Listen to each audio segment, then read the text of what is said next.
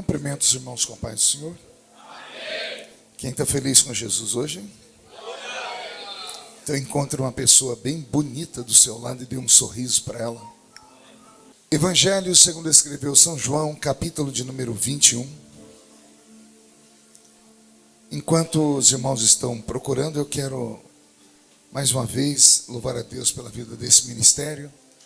Agradecer a todos, ao pastor da igreja, ao Vitor, aos nossos amigos, por mais uma vez lembrarem do velho pregador. Conte comigo sempre, essa igreja tem um amigo, tá bom? Deus abençoe. Feliz da vida em rever aqui o Zil Matos. Eu não estava te conhecendo, não. Ele parecia uma tripa seca. Agora está gordinho. Eu falei, meu Deus, a ração está boa. Que alegria te ver, amigo. Somos da velha guarda, né? Até aqui nos ajudou o Senhor. Deus te abençoe. Pastor Ari, amigo de longa data também. Tive algumas semanas atrás nos Estados Unidos, uma linda igreja que o filho dele pastoreia.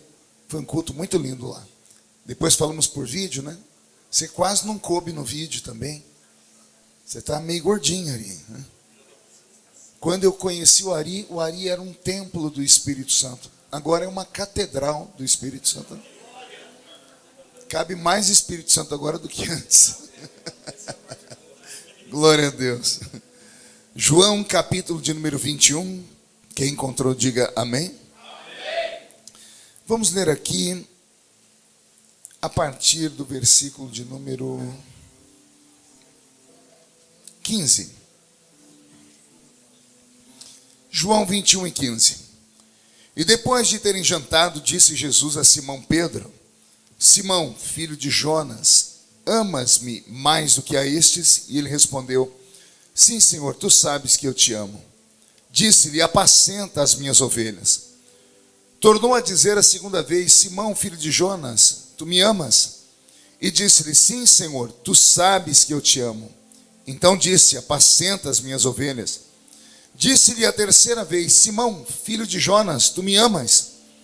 E Simão entristeceu-se por lhe ter dito pela terceira vez: amas-me? E disse-lhe o Senhor, Senhor, tu sabes tudo, tu sabes que eu te amo. E Jesus disse-lhe: apacenta as minhas ovelhas. Na verdade te digo que quando eras mais moço, te arrumavas e andavas por onde querias, mas quando já fores velho, estenderás as tuas mãos e outro te amarrará e te levará para onde tu não queiras. E disse isto, significando com que morte havia ele de glorificar a Deus. E dito isto, disse-lhe: segue-me. E Pedro, voltando-se, viu que o seguia aquele discípulo a quem Jesus amava, e que na ceia se recostara também sobre o seu peito, e que dissera: Senhor, quem é que te há de trair? Vendo Pedro a este, disse a Jesus: Senhor, e deste, o que será? Disse-lhe Jesus: se eu quero que ele fique até que eu venha, que te importa a ti? Segue-me tu. E divulgou-se, pois, entre os irmãos este dito, que aquele discípulo não havia de morrer. Jesus, porém, não lhe disse que ele não morreria, mas se eu quero que ele fique vivo até que eu venha, que te importa a ti? E este é o discípulo que testifica destas coisas e as escreve. E sabemos que o seu testemunho é verdadeiro. Amém, igreja? Feche a Bíblia, coloque no banco, na cadeira, pegue na mão da pessoa mais perfumada que estiver do seu lado. Isso. Fica sozinho, não. Pega na mão de quem está aí do outro lado. Isso. Junta em 2, 3. Isso. Aperte a mão da criatura com carinho até ela falar aleluia. Os pentecostais chegaram aqui. Vamos orar. Pai, nós te exaltamos. Nós te glorificamos. E nós entendemos que dentro de mais alguns minutos, e uma vez mais, este santuário ficará pequeno para o tamanho da glória que o Senhor vai mandar do alto dos céus. Os que vieram tristes começarão a saltar de alegria. Os que vieram se arrastando não voltam para casa se arrastando. Hoje voltarão voando nas asas de um novo tempo. E antes que eu comece a revelar os seus mistérios, cerque esta igreja com a sua glória. e num raio de 5 quilômetros, onde houver um demônio alojado, eu dou a esses demônios segundos para sumirem daqui, porque se não sumirem, serão queimados pelo poder da sua glória que aqui será derramada. Senhor, rasgue os céus sobre nós, manda anjos de fogo descerem aqui, que estes anjos desçam trazendo brasas de fogo nas mãos, comecem a esparramar estas brasas no meio da igreja, e depois disso mostra que o Senhor ainda é Deus no céu e na terra. Fala conosco, fica conosco, é o que eu te peço agora e sempre. E toda a igreja diz: amém. Os que podem, tomem seu assento aplaudindo a Jesus, porque Ele é bom, porque Ele é maravilhoso. Glória a Deus. Querida igreja, o capítulo 21 do Evangelho de João é um capítulo carregado de mistérios e segredos. No capítulo 21 do Evangelho de João, Jesus está ressuscitado. Diga comigo, ressuscitado. Mais uma vez, ressuscitado. Mas diga para o seu irmão, Ele não está glorificado. No capítulo 21 do Evangelho de João, Jesus está diante dos discípulos como um homem. Um homem que havia acabado de jantar com eles. A Bíblia diz aqui que eles estavam num jantar. O corpo ressuscitado que ele arrancou de dentro da tumba era um corpo que precisava de se alimentar, pelo que a gente vê. Você deve se lembrar que momentos antes Jesus estava na beira da praia assando peixe, quando os discípulos tentaram pescar e não conseguiram. Então Jesus, quando arrancou aquele corpo dele da tumba, ele arrancou um corpo que não foi glorificado. Talvez por isso ele tenha dito a Maria, lá no jardim, quando ela olhou para o meio do jardim e começou a gritar: onde colocaram o meu mestre? E de repente ela enxerga um jardineiro. A Bíblia chama ele de hortelão, o horteleiro. E ela, achando que foi ele que escondeu o corpo, grita: hortelão, horteleiro, onde você colocou o meu mestre? E ele olha para ela e diz assim: Maria. E quando ele diz Maria, ela reconheceu a voz. E ela disse: Rabi, Raboni, mestre, és tu? E ele disse: sou eu, Maria. E ela correu para dar um abraço nele. A Bíblia Sagrada diz que quando ela foi abraçá-lo, Jesus não deixou. Ele estendeu a mão e disse: não me toques. E ele explicou o motivo: porque eu ainda não fui glorificado. Então há um mistério aqui. Esse corpo que ele tira de dentro da tumba, ele tem qualidades, habilidades que corpo humano não tem. Já começa com um mistério, porque ele estava morto e ressuscitou. Só que ele ressuscitou num corpo de carne e osso. Um corpo de carne e osso sem sangue. E aí começam os mistérios. Como é que um corpo que tem carne e osso pode viver sem ter sangue? Não há uma explicação. Mas talvez por causa da ausência do sangue, esse corpo era cheio de habilidades. Uma delas era atravessar paredes. Sim ou não? Estavam os discípulos reunidos na casa, de repente, do nada, Jesus aparece entre eles com a mão estendida e vai até Tomé e diz: Tomé, põe o dedo na minha ferida, Tomé. Veja que eu estou vivo. Seja crente, não incrédulo, Tomé. No caminho de Emaús, ele encontra os discípulos, vai conversando com eles. Eles o constrangem para que ele entre na casa deles e jante com eles. Era costume naquela época que a pessoa que visitava desse graças pelo alimento. E Jesus pega o pão. Ao partir o pão, todos de olhos fechados, aguardando a bênção, e ele diz: graças te dou, meu Pai. Quando ele diz meu Pai, todo mundo abre o olho, porque nenhum judeu tinha coragem de chamar Deus de Pai. Eles abrem os olhos porque acham que aquele visitante está sendo agressivo. E quando abrem os olhos, cadê o visitante? Eles ouviram a voz dele, e quando abriram os olhos, ele já não estava mais ali. O pão está partido na mesa, e os discípulos olham um para os outros e começam a dizer: porventura, não ardia o seu coração, enquanto ele falava conosco no meio do caminho? Não era um viajante, era o mestre ressuscitado. Era um mestre ressuscitado num corpo com cabelos castanhos, com olhos castanhos, um corpo de 1,80 m, 78, 80 quilos. Era um judeu. Nariz adunco, pele acima do caucasiano. Era apenas um homem andando pelas ruas. Mas nós sabemos que não era um homem comum. Era o Verbo de Deus caminhando pela terra. Jesus ressuscita e aparece por um período de 40 dias para cerca de 500 testemunhas. Não foi uma pessoa que o viu ressuscitado. Não foram duas. Foram 500 testemunhas. Uma pessoa pode mentir. 2 podem mentir.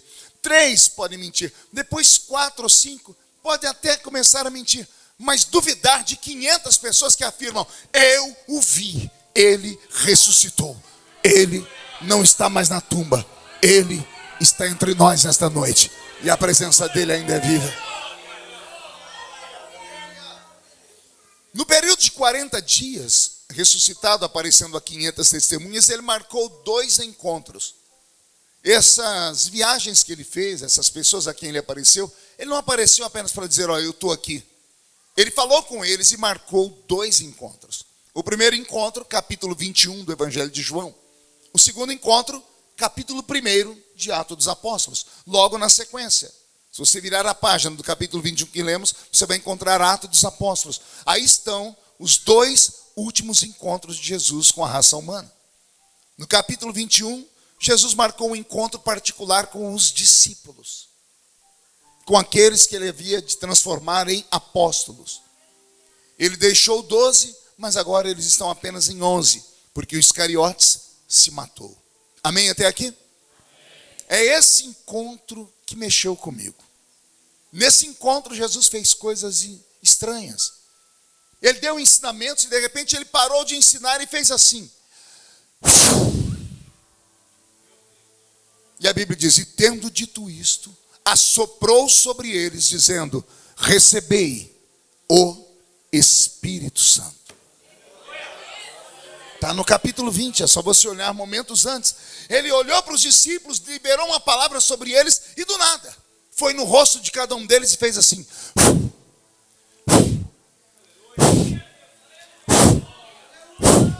Ele soprou 11 vezes. Ele não soprou de longe assim. Ele foi em cima deles. Ele foi na narina deles. E só temos uma outra passagem na Bíblia parecida com essa. Gênesis capítulo 2, versículo de número 7. Tendo Deus feito o homem do pó da terra, foi a narina do homem e soprou o fôlego de vida. Olha que interessante. Neste finalzinho de evangelho, nós temos revelações profundas. Nós temos primeiro a devolução do que o homem perdeu lá no Éden, que foi a presença do Espírito Santo. O homem recebeu um sopro de Deus. O sopro de Deus colocou aquele pedaço de barro de pé, e aquele pedaço de barro de pé tinha poderes e autoridade sobre todos os animais. Aquele pedaço de terra cheio do fôlego de Deus viveu mais de 800 anos. Estou falando de Adão.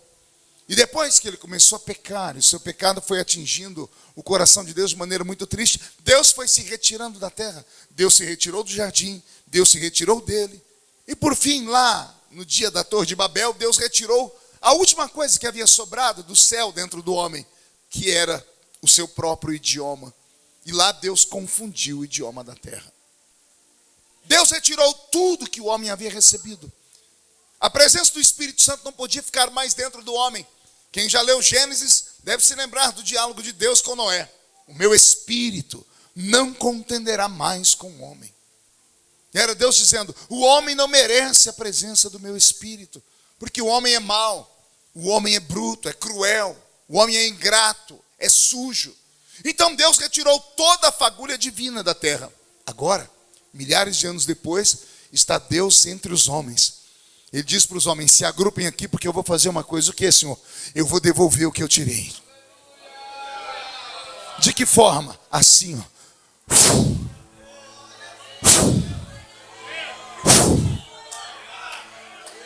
Os discípulos receberam o Espírito Santo, mas não receberam de forma plena. Não foi o suficiente. Por isso, lá em Lucas 24 e 49, o Senhor Jesus disse: ficai em Jerusalém, até que do alto sejais revestidos de poder. Então eles receberam o Espírito Santo pelo sopro da boca de Cristo, e o Espírito Santo entrou dentro deles. O Senhor disse: agora vocês têm o Espírito Santo aqui, mas não é o suficiente ter ele aqui. Vocês precisam ter ele aqui. Uma coisa é ter o Espírito Santo aqui, outra coisa é ter o Espírito Santo aqui. Aqui é para a salvação, aqui é para você poder ser usado por ele nesta terra.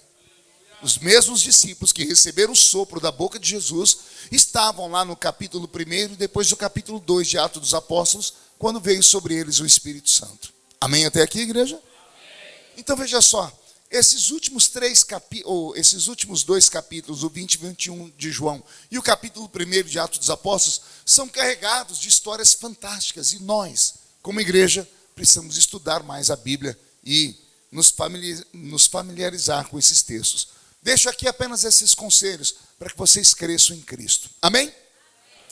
Mas no capítulo 21, depois do jantar, Jesus resolveu bater um papo com Pedro, a quem aqui ele vai chamar de Simão. Interessante. Pedro é o único homem do Novo Testamento que tinha 3 nomes. Alguém se lembra aí ou não? Ele era chamado de Simão. Está aqui Jesus chamando ele de Simão. Ele era chamado de Pedro e também era chamado de Cefas. Quais eram os 3 nomes de Pedro? Uma vez mais, 1, 2, 3. A Bíblia é cheia de mistérios. Por que Pedro era chamado por Jesus de vez em quando de Pedro, de vez em quando de Simão, de vez em quando Jesus chamava ele de Cefas? Pergunte a mim, por quê, pastor? Nível de intimidade. Eu sou casado há 32 anos com a irmã Edileuza. E carinhosamente, há muitos anos eu chamo ela ou de amor ou de, porque Edileuza é muito comprido. Então eu falo de amor. Mas de vez em quando eu chamo ela de Edileuza. E quando eu chamo ela de Edileuza, ela fala assim para mim: por que você está me chamando assim? Eu falo: mas é o seu nome. Ela diz: mas você não me chama assim quando você está bem. Alguém pegou aí? Pegou o gancho, entendeu? De vez em quando você chama a pessoa porque você está bem. De vez em quando você chama ela por outro nome porque você não está bem. Jesus tinha momentos com Pedro que ele dizia assim: Pedro. Aqui Jesus falou assim: Simão. Jesus estava tranquilo aqui. E de vez em quando Jesus tinha que chamar ele de Cefas. Então isso aqui eu deixo também como um gancho para que os jovens pregadores descubram esses mistérios e para pregar para a igreja. E aí Jesus disse: Simão. E ele: pois não, Senhor. Olha o que Jesus disse para ele: Simão, tu me amas? Ele não pensa 2 vezes. Sim, Senhor, eu te amo. Aí Jesus diz: Simão, tu me amas? E ele diz: sim, Senhor, te amo. E aí Jesus insiste: Simão, tu me amas? E a Bíblia diz: e ele, entristecido por Jesus ter perguntado pela 3ª vez, disse: tu sabes que eu te amo. Porque Jesus perguntou para ele e insistiu por 3 vezes se Pedro o amava. Deixei a pergunta para vocês tentarem imaginar. Por que foi que Jesus insistiu tanto com ele? Nossos pregadores mais antigos vão dizer que foi porque Pedro negou Jesus por 3 vezes, não foi? Então, para cada vez que Pedro negou Jesus, Jesus estaria agora cobrando ele: tu me amas? Te amo. Tu me amas? Te amo. Tu me amas? Te amo. Ah, agora você me ama. Mas na noite que eu fui traído, você me negou por 3 vezes. Nossos pais pregavam sobre isso. E é uma interpretação bonita. Mas eu tenho uma mais bonita ainda. Pergunte qual? O Novo Testamento foi escrito na língua grega. E a palavra amor, na língua grega, tem 3 significados. Existem 3 tipos de amor na língua grega. Existe o amor eros, o amor philos e o amor ágape. O amor eros, de erotismo, é o amor entre um homem e uma mulher e um homem. O amor philos é de filiação. É o amor de um pai por um filho, de uma filha por uma mãe. E o amor ágape, esse é um amor quase que impossível, porque é o amor perfeito. Olha que coisa linda, é o amor perfeito. O que é o amor eros? é o amor de paixão. E o apaixonado faz loucuras por aquele por quem ele está apaixonado. Alguém aqui já se apaixonou alguma vez na vida? Levante a mão para eu ver. Meu Deus, que povo insensível. Uma música romântica, Roberto. Você nunca se apaixonou na vida? Seu coração não bate forte ao ouvir o tema de Lara? Chega, volta para o espírito, Roberto. Vou perguntar de novo. Alguém aqui já se apaixonou alguma vez na vida? Alguém já fez loucuras porque estava apaixonado? Alguém já fez aquele tipo de loucura assim de contratar um carro de som, botar na porta da casa da pessoa, e alguém com o microfone falando, Maria! Os vizinhos, todo mundo saindo na rua, e você fala, você quer matar a pessoa, né? Por que que as pessoas fazem a gente pagar esse mico? Porque o apaixonado é louco. O apaixonado faz coisas que ninguém acredita. Por quê? Porque é um amor eros. Jesus está falando assim para Pedro, Pedro, você tem um amor louco por mim? Você faria loucuras por mim? E Pedro não pensou duas vezes, eu te amo, meu amor é louco por ti, eu faço qualquer coisa por ti. Aí Jesus apelou, Pedro, philos me. Primeiro ele disse, Pedro, eros me ama como esse amor de loucura. Agora ele vai falar, Pedro, philos me. Simão, philos me. Você me ama como um pai ama um filho, uma filha ama a mãe, porque o pai morre pelo filho. O pai mata pelo filho. A mãe faz a mesma coisa. Você teria coragem de matar por mim, Simão? Você teria coragem de morrer pelo meu nome, Simão? E Pedro não pensou duas vezes. Sim, Senhor, eu te amo com esse amor. Aí Jesus apela mais. Pedro, agapas me. O amor ágape. Pedro, agapas me. Quando Jesus disse isso, Pedro começou a ficar triste. Pergunte por quê. O amor ágape, sendo o amor perfeito, é o amor que ama ainda que o outro não retribua o amor. É aquele que ama e por amar, permite que o outro vá embora ser feliz. É abrir mão de si mesmo para que o outro viva, ainda que você carregue um coração quebrado dentro do peito. Jesus está dizendo assim, Pedro, você me ama ainda que eu não te ame? Se eu te mandar embora daqui, você ainda continua me amando? Aí Pedro entristeceu porque ele entendeu o que Jesus estava dizendo. Ele achou que Jesus estava dizendo, eu não te amo mais, o que você me negou. Pedro, agapas me. Ele diz, sim, Senhor, ainda que o Senhor não me ame, eu te amo. Pedro já tinha dado provas disso. Alguém lembra do encontro dos discípulos com Jesus? Jesus estava muito bravo, mandou todo mundo embora. E ele foi andando sozinho, quando ele olha para trás, lá vem os gatos pingados andando atrás dele, e Pedro está liderando. E Jesus para e diz assim, e vocês não vão embora também não? Ó Pedro dizendo, e para onde iremos nós? Se só tu tens palavra de vida eterna. Bonito isso, não é? Então Pedro começou a caminhar com Jesus depois dessa conversa e fez silêncio. E de repente apareceu na cena João, o que escreveu esse evangelho, o discípulo a quem Jesus amava. E quando Pedro viu João e viu que Jesus não falava nada para ele, ó o curioso do Pedro falando, Senhor, e desse aqui, o que vai ser dele? Pedro sendo Pedro, se preocupando com a vida dos outros.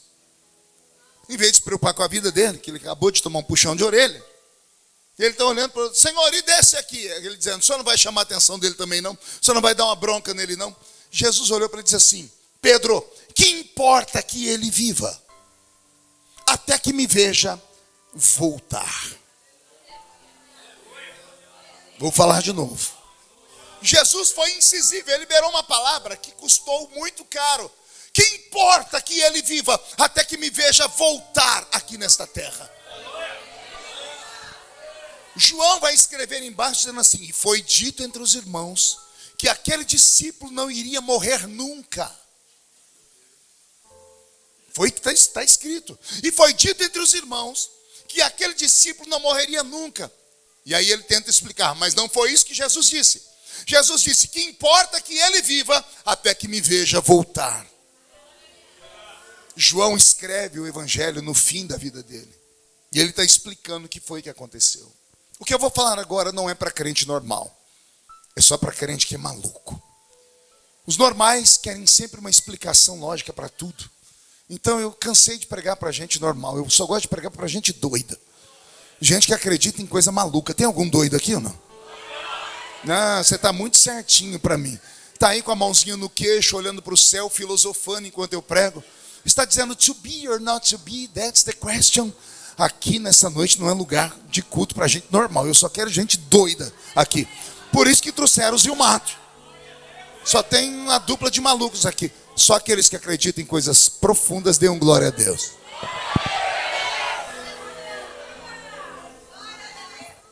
Olha onde nós vamos entrar. Quando Jesus diz assim, que importa que ele viva, até que me veja voltar no meu reino e na minha glória, Jesus cria um problema com todos os outros discípulos. Pergunte por quê? Porque era necessário, para que o evangelho crescesse no mundo, que todos os discípulos morressem de maneira violenta. Era preciso sacrifício. Todos os discípulos de Jesus, com exceção de João, morreram de maneira violenta. Pedro morreu crucificado. E quando crucificaram, ele gritou: não sou digno de morrer como Cristo, meu Senhor. E inverteram a cruz dele de cabeça para baixo. A morte dele foi pior do que a de Jesus. Outros foram cerrados ao meio. Outros foram espancados, colocados dentro de sacos e jogados no meio do mar para terminar a sua vida agonizando sem oxigênio. Alguns morreram com um golpe de um aparelho parecido com um machado, mas que a ponta contrária era como uma bigorna, com um furo no centro da cabeça. João Marcos foi arrastado pelas ruas de Alexandria por um cavalo, até que todo o seu corpo ficou esfolado vivo. Alguns foram decapitados. Todos os discípulos de Jesus, todos, morreram de maneira violenta, menos João. E não é que não tentaram matá-lo. Tentaram matá-lo. Mas aí vem a pergunta: quem é que pode matar aquele que está debaixo de uma promessa? Vamos começar a entender a pregação. Quem é que pode arrancar a vida daquele que tem uma promessa que saiu da boca do próprio Deus sobre ele? Alguém aqui tem uma promessa de Deus que ainda não se cumpriu na sua vida? É sério, você tem essa promessa? E por que você está triste? Se você tem essa promessa, não tem AIDS, não tem câncer, não tem Covid, não tem acidente de carro, não tem AVC. Quem está debaixo de uma promessa de Deus não tem afogamento, não tem eletrocutamento, não tem bala perdida. Quem está debaixo de uma promessa de Deus não tem polícia, não tem traficante, não tem partido político. Quem está debaixo de uma promessa de Deus não pode morrer até que a promessa se cumpra. Por quê? Porque quem prometeu não foi homem. Homem promete sentado e não cumpre em pé e vice-versa. Quando Deus promete, Ele move o céu, Ele move a terra, Ele move o planeta, Ele move homens, Ele move reinos, Ele move. Jesus falou: que importa que Ele viva, até que me veja voltar. Esta palavra transformou João num ser imortal por um tempo. Quem conhece história e gosta de história da igreja, vai se lembrar da história do imperador Diocleciano. Diocleciano era um intelectual, perdia o sono à noite, ia na biblioteca, pegava livros e começava a ler. E lendo as fábulas e as histórias dos romanos, ele começou a ler a história de uma religião que havia nascido alguns anos antes, chamada de O Caminho. Qual o nome da religião? Pergunta para o seu irmão: conhece essa religião? Diga para ele: é a sua. Jesus é o caminho, a verdade e a vida. Lendo as histórias, ele viu contos de pessoas que viram milagres. Cegos, surdos, paralíticos. E ele acordou empolgado, chamou os seus discípulos, ele era o imperador, e disse: será que sobrou alguma testemunha que andou ao lado desse tal de Yeshua? vocês vasculhem o reino. Os imperadores não tinham o que fazer. E os empregados se viraram nos 30, e rodaram a terra toda, foram a Israel, e descobriram um que estava vivo. O nome dele? João. 90 anos de idade tinha João. Desde esse dia que Jesus falou com ele aqui, que importa que ele viva, passou 60 anos. João ouviu da boca de Jesus que importa que ele viva até que me veja voltar no meu reino e na minha glória com 30 anos. Agora João tem 90 anos e o imperador Diocleciano descobre. E o imperador chama João para que ele conte os fatos e os feitos de Cristo. E João prega para ele. E o evangelho, quando pregado com vida, ele gera duas coisas. Ou ele gera uma paixão única por Jesus, ou ele gera um ódio absurdo. Você já deve ter tido a oportunidade disso. Você pregar o evangelho para alguém, a pessoa se converter. E pregar para outra pessoa nunca mais vem conversar com você. O evangelho, ele ou ama ou odeia. Ao pregar para Diocleciano, Diocleciano odiou o evangelho. Pergunte por quê? Porque João pregou contra os costumes dele. Os romanos não tinham moral.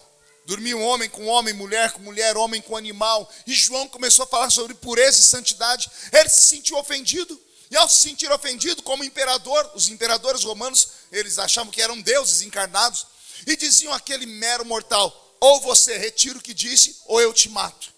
E João, com 90 anos de idade, eu imagino rindo por dentro, dizendo assim: tenta, você vai me fazer um favor, porque viver até os 90 anos não é muito legal. Todos os velhos que eu conheço estão cansados, não conseguem caminhar, não conseguem pensar direito. Imagina você viver para ver todos os que você ama morrerem. Imagine o fardo de viver num tempo onde a expectativa de vida era curta e você, com 90 anos de idade, não conhecer mais ninguém da sua geração. Todos os parentes de João estavam mortos, todos os discípulos da época dele estavam mortos, todos os que ele conheceu estavam mortos, só tinha ele, um eremita, andando pela terra, e a morte não pode levá-lo. Por quê? Porque há um manto sobre ele. Um manto invisível. E aí vem o imperador Diocleciano dizendo assim: eu vou te matar. Um dos historiadores diz que João olhou para ele e disse assim: a morte não é minha inimiga, a morte é minha amiga. A morte é uma carruagem que eu pretendo encontrá-la logo, para me tirar daqui e me levar para o peito do meu amado amigo. Sinto saudade de reclinar a minha cabeça no peito do meu amigo. E o imperador ficou mais furioso ainda. Então ele mandou trancafiar João, chamou seus conselheiros e disse: eu quero uma fórmula de tortura diferente. Os romanos foram a civilização mais cruel da história. Eles inventaram métodos de tortura que nenhuma outra civilização fez. Eles inventaram a cruz. Eles inventaram a cruz de Santo André. Já viram falar da cruz de Santo André? O irmão de Pedro foi morto, crucificado em forma de X. A cruz comum são duas hastes assim. A cruz de Santo André é uma cruz assim. Eles inventaram o azorrague, o chicote que espancaram Jesus, que tinha de 7 a 12 tiras de couro e na ponta limalhas de ferro, pedaços de ossos de carneiro, que quando batiam nas pessoas fincavam e ao puxar abriam buracos no corpo. Os romanos inventaram a coroa de espinhos. Eles inventaram métodos de tortura. E agora esse imperador disse: eu quero que esse João morra de uma forma que o mundo inteiro comente. E aí os homens cruéis foram pensaram, chegaram em Diocleciano e disseram: encontramos um método de tortura que não foi usado ainda. Qual? Morte dentro de azeite fervendo. Azeite fervendo. Ele mandou preparar a festa.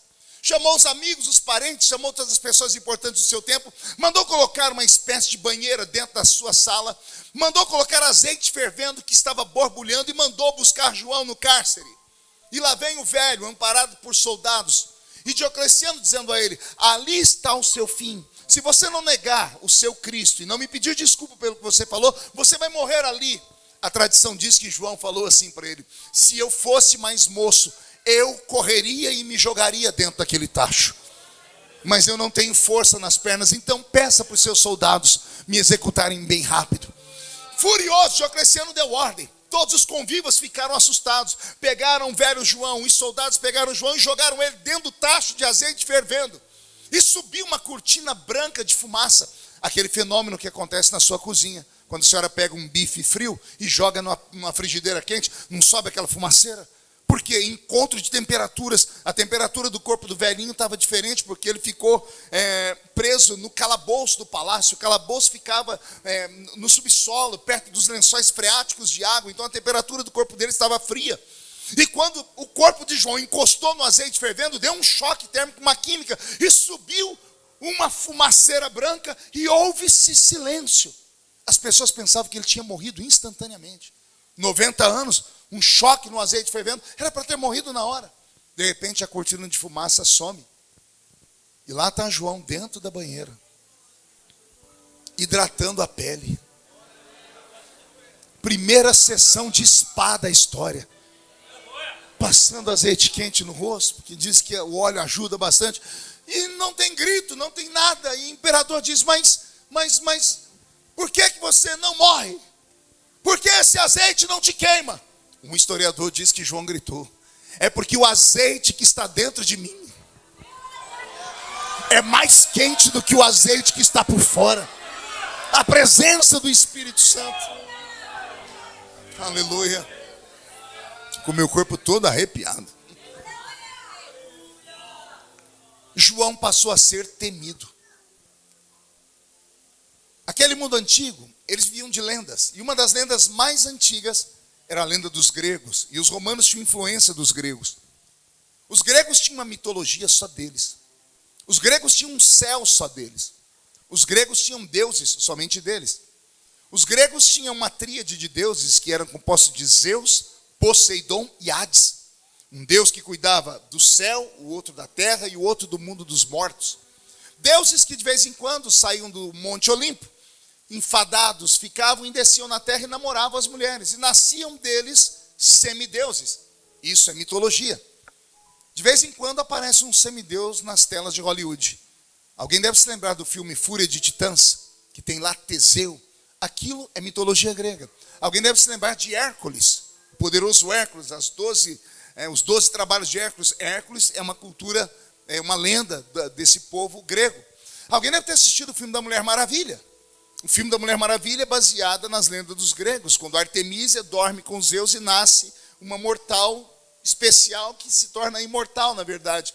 Então, havia cultura entre eles, o pensamento, que de vez em quando os deuses se misturavam com os homens e nasciam seres humanos esquisitos. Seres humanos que a morte não conseguia pegá-los. Seres humanos que assustavam a todos. E quando eles faziam qualquer coisa para matar alguém e a pessoa não morria, eles ficavam com medo desta pessoa não ser um ser humano normal, e sim de ser um semideus. E com medo de deixar os deuses irados, eles não tocavam mais as pessoas. E levavam essas pessoas para uma ilha chamada Ilha de Patmos. Quem já ouviu falar da Ilha de Patmos? Para os gregos, a Ilha de Patmos era uma ilha encantada. Na mitologia deles havia uma aura, como se fosse magia ao redor da ilha, que prendia os semideuses. Nenhum ser humano gostava de ficar naquela ilha. Ali ficavam pessoas bárbaras, pessoas que a morte não conseguiu levá-las. Isso existe na história. Se você der um Google, você vai ver pessoas extraordinárias. Existem relatos da história de pessoas que ficaram enforcadas numa árvore por 3 dias, e 3 dias depois, indo lá, a pessoa estava viva. De pessoas que ficaram 10 minutos debaixo da água, que é impossível, e essas pessoas sobreviveram. Não há explicação. Biotipo, DNA diferente, resistência, ninguém sabe. Essas pessoas eram extremamente respeitadas no mundo antigo porque achavam que eles eram deuses. Quando o imperador viu que o azeite não derreteu, João disse, ele não é normal. Ele deve ser filho de um deus. E o imperador não estava errado. Vou falar de novo. O imperador não estava errado. Por exemplo, nessa noite eu estou pregando para os filhos de Deus aqui. Apesar que tem uns que parecem que não são filhos não, né? Porque eu estou pregando e a pessoa não para de me olhar com uma cara feia, miserável. Parece que foi batizada num pote de vinagre. E aqui não é um velório. Se fosse velório eu compreenderia. Mas é um culto de adoração a Deus vivo. Mas só podem se alegrar o filho que está na casa do pai. Porque o filho sabe que o pai está na casa. O pai está na casa. Posso ouvir um glória a Deus aí? Vamos lá. Amarraram o velho João, que tinha quantos anos? Não ouvi. E jogaram João na ilha de Patmos. A história diz que eles não tinham coragem de atracar o barco. Eles tinham tanto medo dos semideuses que estavam lá, que eles pegavam a pessoa e jogavam no mar, e a pessoa que terminasse nadando até chegar na praia. E de lá não tinha mais para onde ir, não conseguiam sair. Porque uma ilha, ela se fecha como em um anel. Se você sair correndo da praia aqui em uma ilha, daqui a algumas horas você vai voltar no mesmo lugar, porque não tem saída. Não tem saída para a esquerda nem para a direita. Não tem saída para frente. Para trás só tem o mar. Quando João chegou na areia da praia, e ele sabia que ali tinham bandidos que haviam vencido a morte também, um velho de 90 anos. Ele olha para a esquerda, não tem saída, para a direita não tem saída, para frente também não. Ele olha para trás, tem um mar, não há saída para lugar nenhum. Aí o velho João vai começar a ensinar nós, os mais novos. Quando a porta se fechar para a esquerda, quando a porta se fechar para a direita, quando a porta se fechar para frente e para trás, uma porta pode se abrir no céu. E para esta porta se abrir no céu tem um código, pergunte qual? Bater os dois joelhos no chão. Para abrir uma porta na terra, você bate com a mão até a porta abrir. A porta do céu, você não bate com a mão, você bate com os joelhos no chão. João caiu de joelhos na ilha e clamou. E quando ele clamou, eu vou deixar ele contar. E eu ouvi uma voz por detrás de mim. Oh, aleluia. Olha João falando, e eu virei para ver quem era. E ele disse, e eu vi um homem, cujos cabelos eram brancos como a lã branca, os olhos como duas tochas de fogo, seus pés brilhavam como latão que saíra da fornalha, o seu corpo era coberto com um linho fino, e um cinturão de ouro traçava o seu peito. Da sua boca uma espada aguda de 2 fios que gritou assim, João, sobe para cá, João. Aleluia. Bonita a história, não é? Agora vamos às interpretações. Eu ouvi uma voz por detrás de mim e virei para ver quem era. Quem é que estava atrás de João? Não ouvi? A igreja toda. Quem era? Jesus. Por que João não falou isso? Por que ele não disse? E eu virei para ver quem era. E por que ele não disse? E eu vi Jesus. Por que ele não encurtou o caminho? Ao invés dele falar quem era, ele desenhou quem era. Eu virei para ver quem estava atrás de mim e o cabelo dele era branco. Pergunte, por que ele está falando isso, pastor? Só falo se todo mundo perguntar.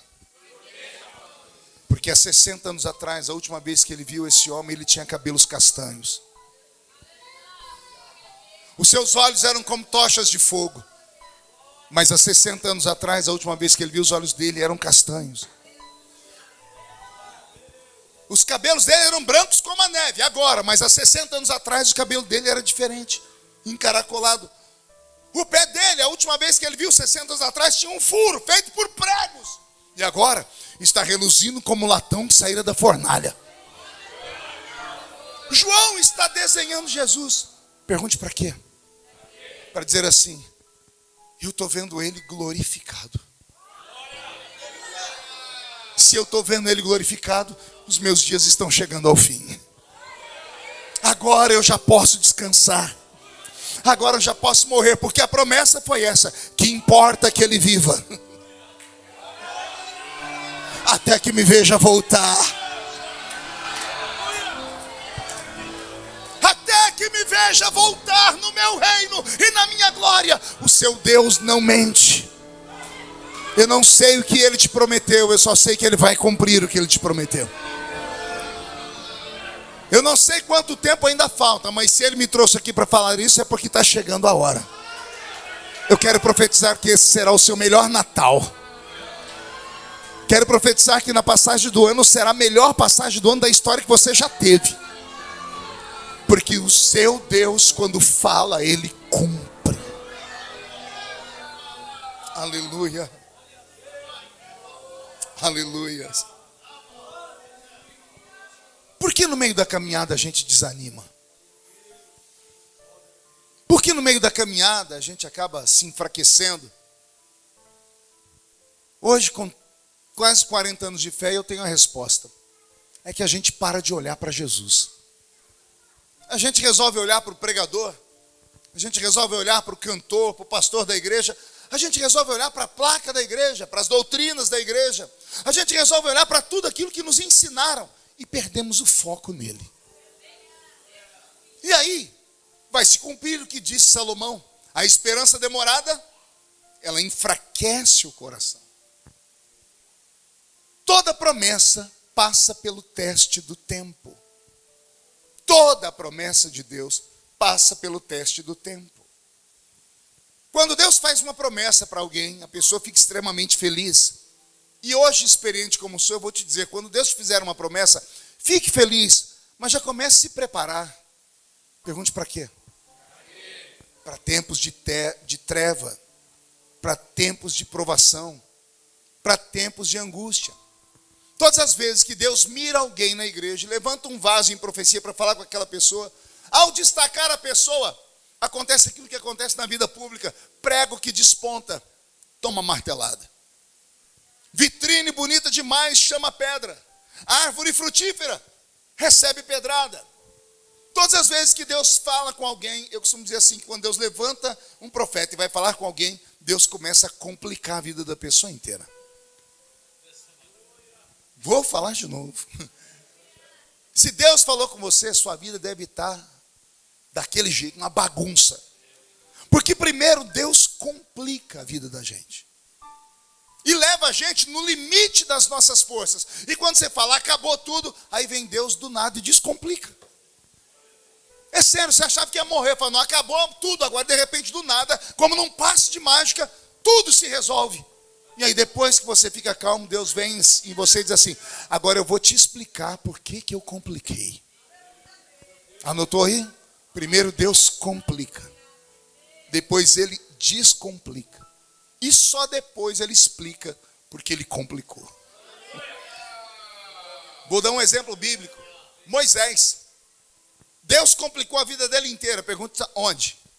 Quando o Senhor falou: Moisés, segue a nuvem. A nuvem era o GPS de Deus, o Waze de Deus.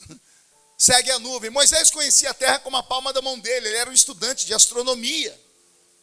Os egípcios estudavam as astronomias. As pirâmides de Gizé estão todas elas focadas num ponto que se encontram com constelações celestes. Ele estudava, Moisés era estudante de astronomia. Ele conhecia tudo. Aí Deus diz assim: você não vai seguir o seu pensamento, vai seguir a minha nuvem.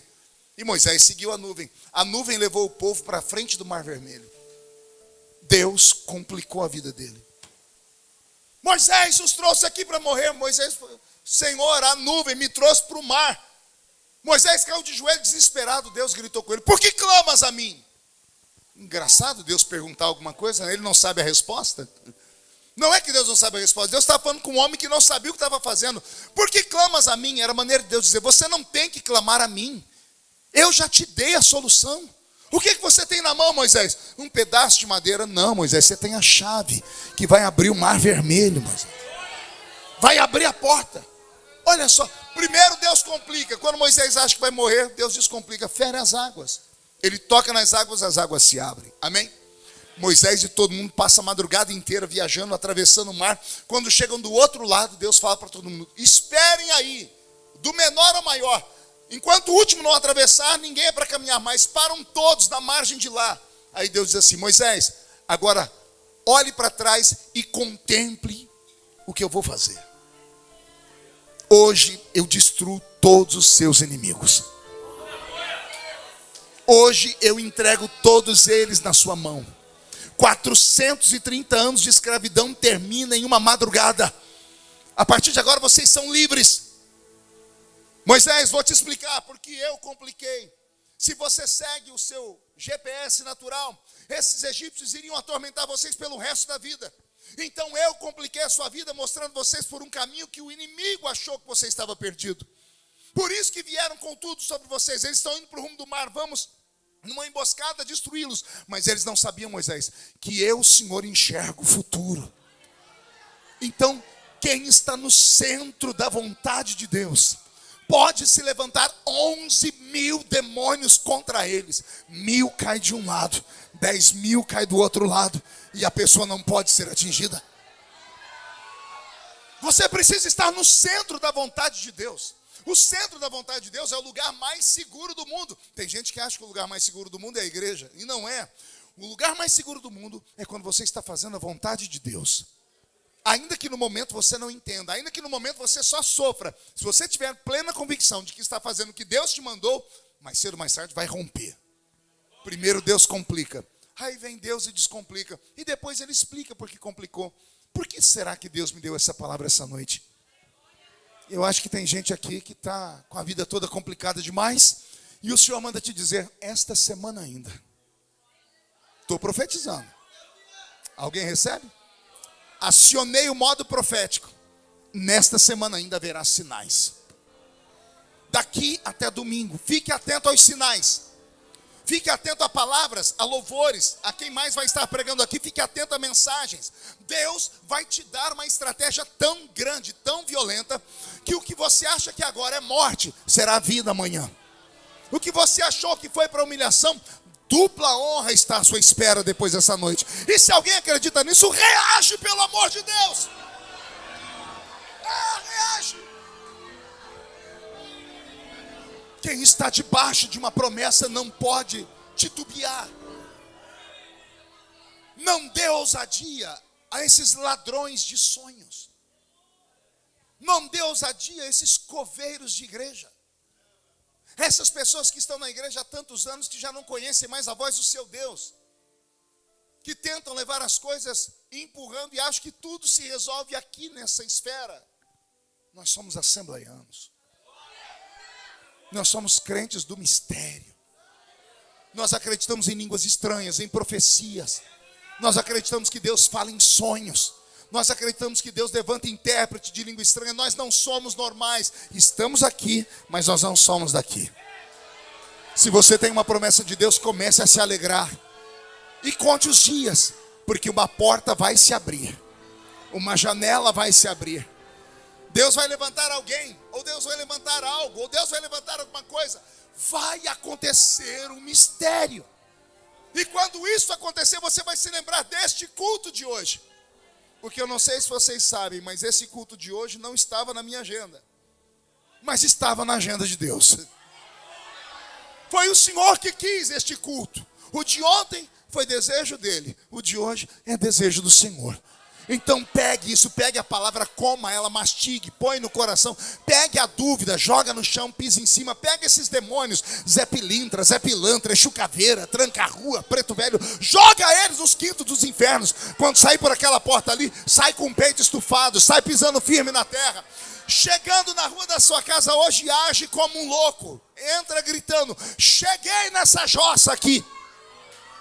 É para os seus vizinhos escutarem, é para os demônios escutarem. Quando for entrar na sua casa, abre a porta e não entra. Abre a porta e diz assim, 5 segundos para tudo que não presta, que está aí dentro, sair agora. Cronometrado. É para sair. 5 segundos depois entra. Fecha a porta e sente. Se você sentiu que não saiu, arregaça as mangas e quebra o diabo na oração hoje à noite.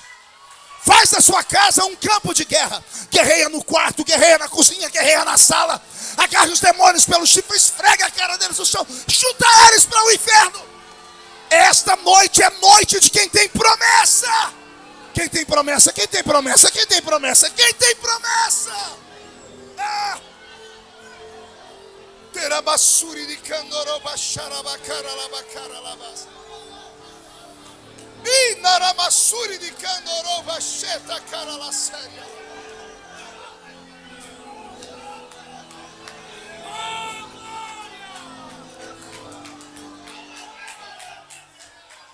Eu vou encerrar.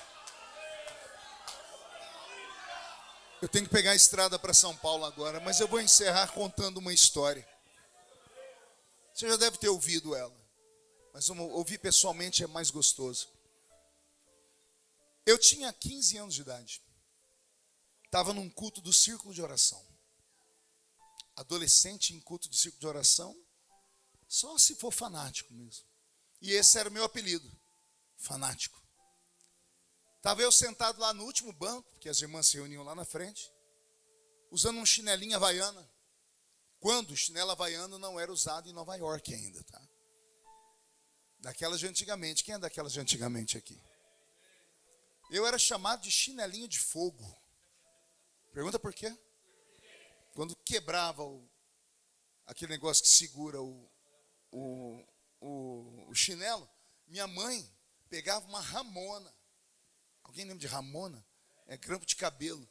Ou um prego. Ela esquentava a ponta da ramona do prego, furava aquele negócio e eu continuava usando o chinelo. Só que quando eu passava o pé no chão muito forte, saia faísca.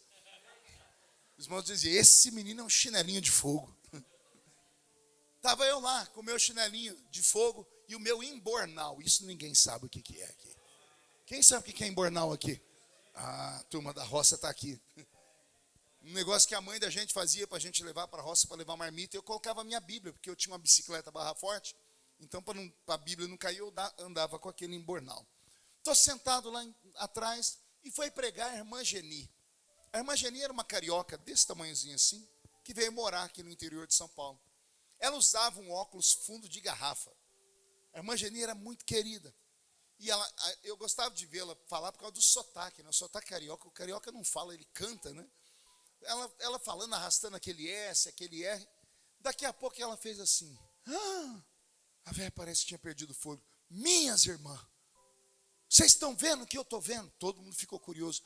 A irmã Dalva gritou, o que você está vendo? Ela disse, olha aquele menino lá atrás. Todo mundo olhou para trás e eu olhei também. Para ver que eu vi que era eu, só tinha eu naquele dia ali. Aí eu falei, ela falou, você menina, ela disse, por que eu estou vendo a bandeira do Brasil enrolando em você? A bandeira do Brasil está te abraçando. E ela falou, vixe, está apertando ele. Ele não pode nem se mexer mais. Daqui a pouco ela parou e fez assim, olha lá, agora ele está voando. E eu olhava para cima, eu estou aqui. Ela, não, olha, ele está voando. As irmãs olhavam para, vixe, agora olha ele lá. Ela começou a apontar para os cantos da igreja. Ele não para de voar mais. Ele vai para lá, ele vai para cá. Agora ele parou. Eu estou vendo um exército de bandeiras. Um monte de bandeiras vindo. Elas param na frente dele e se curvam. E passa.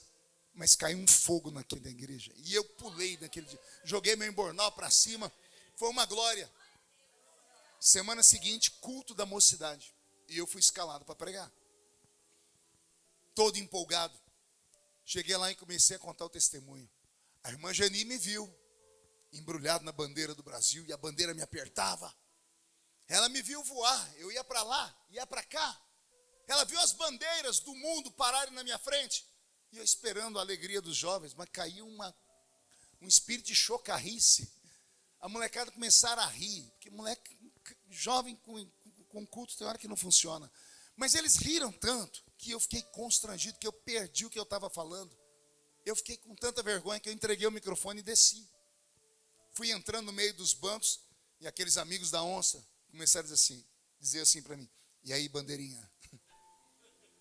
Bandeirinha? Foi o meu apelido. Depois me chamaram de homem-pássaro. Super-homem. Porque o homem que voa é um super-homem. E eu sentei nos bancos, e os bancos ficavam assim de frente para o grupo do círculo de oração. O púlpito aqui, a mocidade nessa lateral, e o círculo de oração aqui. E assim como eu fui no culto do círculo de oração, eu olhei para o círculo de oração, no culto de jovens estava a irmã Geni. Eu olhei para aquela velha, mas me deu um ódio dela. Uma raiva. Eu falei, a culpa é dela, eu virei motivo de piada. Quando eu fechei o olho para falar, Senhor, eu estou com raiva, o Senhor disse para mim, olha o joelho da irmã Geni. Quando eu olhei, ela estava coçando o joelho. Ela era uma mulher negra, mas o joelho dela estava esbranquiçado. Aí eu me lembrei que aquela mulher orava 10 horas ajoelhada por dia. Aí o Senhor falou para mim, você quer acreditar numa velha que ora 10 horas por dia? Ou você quer acreditar nessa moçada que não fica nem um minuto orando? O Senhor disse, eu disse ao Senhor, eu acredito, irmã Geni. O Senhor disse, então guarde a promessa. Não deixe que ninguém roube ela. E não é que 3 anos atrás ou 4, eu estava saindo do Cazaquistão. Sabe onde fica isso? Do lado da Rússia. Eu saindo do Cazaquistão, fui entrar no avião presidencial. Fui entrar pelo fundo, porque era por ali que os parlamentares entravam. Mas o cerimonial do avião me chamou e disse, deputado, o presidente pediu para o senhor entrar pela porta da frente, porque o senhor vai ficar na sala especial hoje com ele. Eu não entendi nada, entrei pela porta da frente do avião. Tem uma sala especial no avião presidencial. São 8 poltronas. Uma delas era minha e tinha o meu nome ainda, escrito Marco Feliciano. Eu sentei, eu não sabia nem como ficar. Daqui a pouco chegou o presidente, chegou os ministros, gente importante, estava o chanceler brasileiro, ministro das Relações Exteriores. E todos eles ali, o avião decolou. Quando o avião decolou, eles começaram a conversar. E eu fiquei na minha, né? Eu abracei a minha insignificância e fiquei com ela. Daqui a pouco, o presidente olhou para mim e disse assim, Feliciano, o que você acha desse assunto aqui? Eu falei, presidente, tem pessoas aqui que conhecem muito mais do que eu, os ministros, eu quero saber de você. E eu falei o que eu pensava. Ele disse, o que você acha desse outro assunto que eu vou falar agora na China? Nós estávamos indo para a China. Eu disse, se eu fosse eu, poderia falar isso. Ele disse, espera aí. Ele pegou uma caneta, vai falando aí. Ele anotou, ele disse, pois eu vou usar o que você falou aqui. Aí um chanceler perguntou para mim, Feliciano, sobre o nosso contato das relações bilaterais de um país com outro, que eu tinha chegado da África, o que você achou? Eu falei, foi só um minutinho. Ele chamou o assessor dele, anota o que o Feliciano está dizendo aqui. Daqui a pouco eu me vi por 1 hora dando conselho aos mestres, aos magistrados, às autoridades. Jantamos no avião, daqui a pouco todo mundo dormiu um para cá, outro para lá. Eu não conseguia dormir, parece que eu estava elétrico, parece que eu tinha tomado 5 Red Bull, uma adrenalina subindo, subi e desci, o meu corpo acelerado. E eu falei, Jesus, por que eu estou assim? Parece que eu vou ter um infarto, o que está acontecendo? Fechei os olhos e comecei a orar. E eu ouvi uma voz que veio aqui no meu ouvido e falou assim para mim, e aí, bandeirinha? Eu sou fiel ou não sou?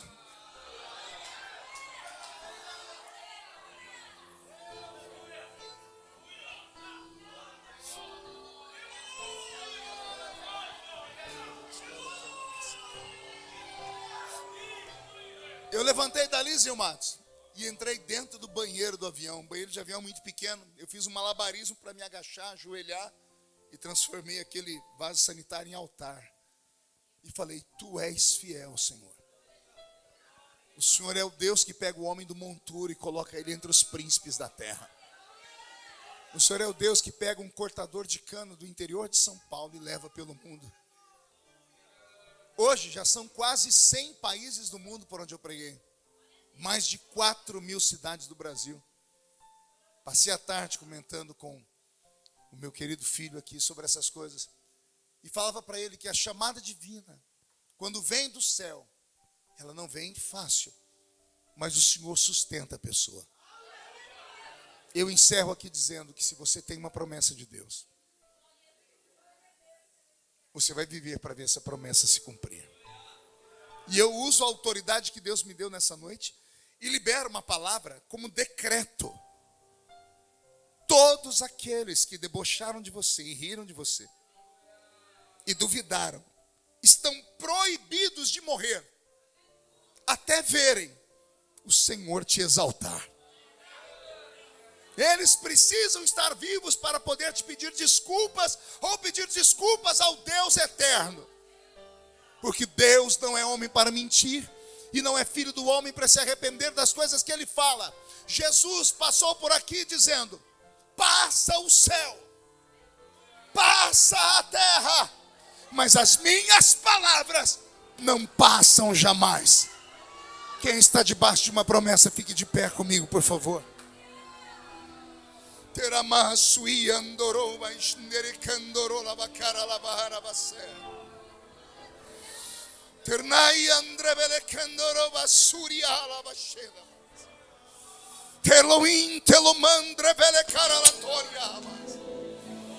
Privai instui andre querebestei amaso. Queria massuri andar aqui andar abaixo. Naravia instui catoro de querebecala. Rine messuri de cara terra massa. Onde houver alguém que está debaixo de uma promessa, Senhor, incendeia esta criatura nesta noite. Renova esse homem, renova esta mulher, renova este jovem, renova este obreiro, renova nossas esperanças.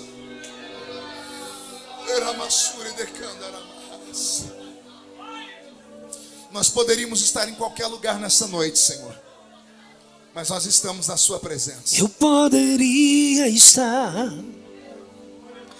em qualquer outro lugar, mas tua glória me atraiu, tua presença me atraiu.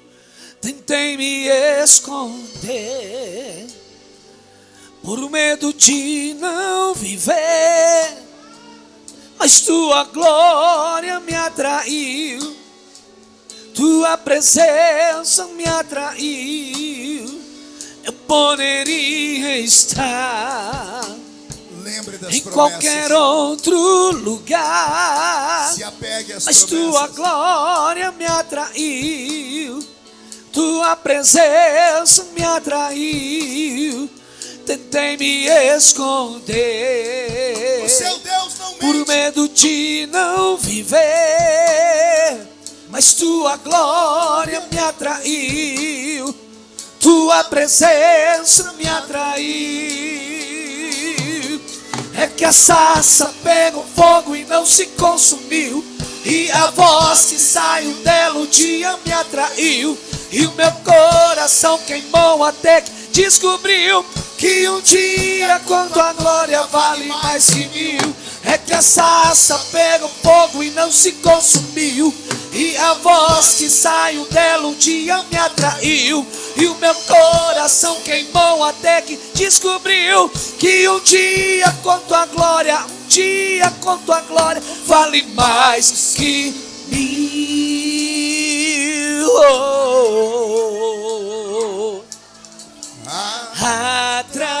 Atraídos pela tua presença, não me vejo sem a tua presença. Atraídos pela tua presença, não me cansarei da tua presença. Atraídos pela tua presença, A presença dele está aqui. não me vejo Sinta a presença. sem a tua Receba a presença. Atraídos pela tua presença, não me cansarei da tua presença. É que a sarça pegou fogo e não se consumiu, e a voz que saiu dela um dia me atraiu, e o meu coração queimou até que descobriu que um dia com tua glória vale mais que mil. É que a sarça pegou fogo e não se consumiu, e a voz saiu dela um dia me atraiu, e o meu coração queimou até que descobriu que um dia com tua glória, um dia com tua glória Vale mais que mil. Incline a cabeça. Eu vou fazer um convite de altar. É só um. Eu queria orar com pessoas que não estão aguentando mais esperar o cumprimento da promessa. Eu queria orar com quem tem coragem de dizer assim: pastor, eu já não acredito mais, eu acho que foi mentira, eu acho que não foi Deus que falou, eu acho que o profeta se equivocou. Eu queria orar aqui na frente do altar só com quem precisa que Deus acelere o processo. Tem coragem de vir? Estou te esperando.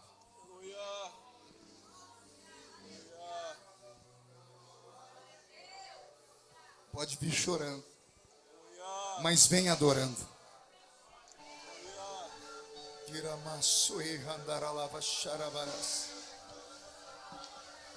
Está na sua inspiração, Roberto. Com gemidos que palavras não podem explicar, Ele leva ao Pai as minhas intercessões. Quando dobro os meus joelhos em meio às tribulações, Ele ouve o gemido do meu coração. Ó Jesus, a Ti confesso, não dá pra viver sem sentir a Tua presença no meu ser. Sou eterno dependente, um ser humano tão carente. Estou de novo aqui e quero teu poder.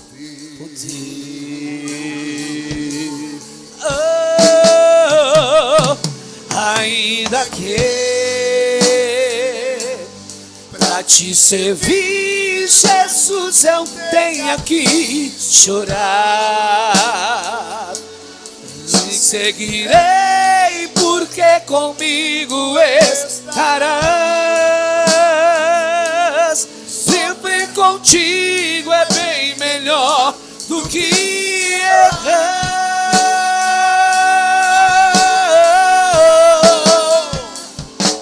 Perdoa-me,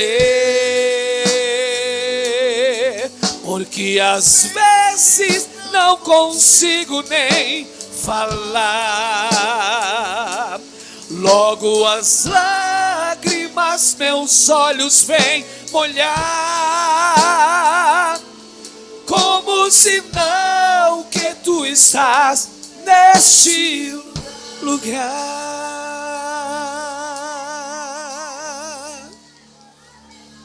Aqui está, Senhor, a sua noiva. Aqui está a sua igreja. Aqui está a sua igreja que aguarda a maior de todas as promessas, que é a sua volta.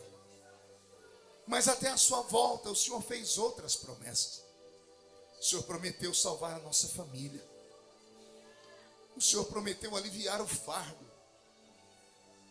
O Senhor prometeu nos dar água no meio do deserto. O Senhor prometeu aliviar a nossa alma. O Senhor prometeu aliviar o nosso fardo. Tem homens e mulheres aqui na frente, Senhor, que já não estão suportando mais a dor de existir num mundo tão injusto. Então, Senhor, nesta noite, faz uma aliança com eles. Trabalha, como eu profetizei durante a pregação, esta semana ainda dá sinais para eles. Quem sabe até domingo já teremos testemunhos aqui, meu Pai. Foi o Senhor que falou. Só o Senhor pode cumprir. Quem está debaixo de uma promessa não pode morrer sem ver a promessa se cumprir, meu Pai. Reveste estes homens e essas mulheres de autoridade e dá a eles uma unção tremenda no final desse culto. Eu peço que todos levantem a mão direita aberta para o céu comigo. Fechem os olhos e digam: em nome de Jesus, todos os demônios que lutaram contra a minha vida, contra a minha família, que roubaram as promessas, que roubaram a minha paciência, as minhas forças, eu ordeno, venham para a palma da minha mão agora. Feche a sua mão com autoridade. Eu vou contar até 3, nós vamos jogar no chão e pisar em cima. Vai se cumprir Lucas 10:19, eu vos dei poder para pisar sobre serpentes e escorpiões e todas as obras do diabo. Aí você vai abraçar alguém e vai dizer: a promessa vai se cumprir, porque Deus quebrou o silêncio nessa noite. Você nunca mais será o mesmo depois dessa festa. 1 e meio, sua família sentirá orgulho de você de novo. 2. Quem viver verá, para ver o que Deus fará na sua história. 2,5. Botucatu será chamado de terra das promessas. 3. Jogue no chão e pise em cima. E abrace alguém do seu lado. Eu não sou daqui, pra casa voltarei. Ele vem me buscar e com ele eu irei. Eu não sou aqui, pra casa voltarei. Ele vem me buscar e com ele eu irei. Em breve Jesus do céu vai aparecer e todo joelho se dobrará e toda língua confessa. Mas a igreja será arrebatada no piscar de olhos. Acontecerá. Mas a igreja será arrebatada no piscar de olhos. Acontecerá. Yeshua,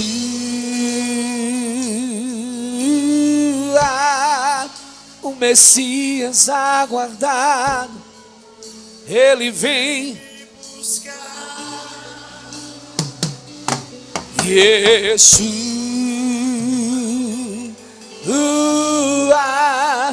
o Messias aguardado, ele vem me buscar.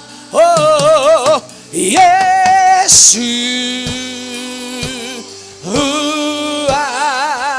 o Messias aguardado, ele vem me buscar. Yeshua, o Messias aguardado, ele vem me buscar. Oh, breve Jesus do céu vai aparecer e todo joelho, toda língua confessará. Mas a igreja será arrebatada no piscar de olhos. Acontecerá. Mas a igreja será arrebatada no piscar de olhos. Levante as mãos para os céus e cantem uma só voz. O rei está voltando. O rei está voltando. A trombeta está soando. O meu nome a chamar. Se o rei está voltando, o rei está voltando. Aleluia, ele vem me buscar.